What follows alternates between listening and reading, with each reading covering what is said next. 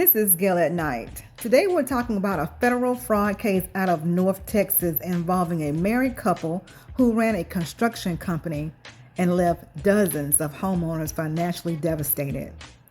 Christopher and Raquel Judge were the managing members of Judge DFW LLC.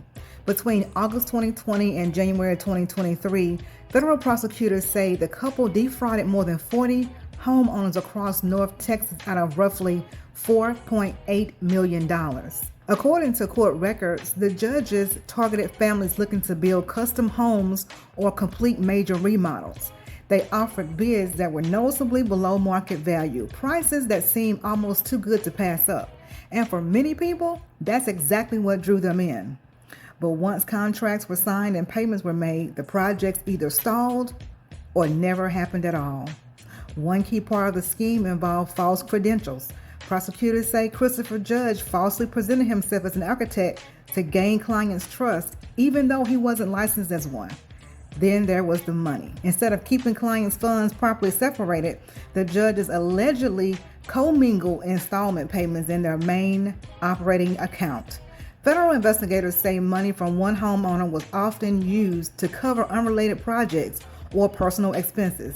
In one instance noted in court filings, funds were even used for plastic surgery.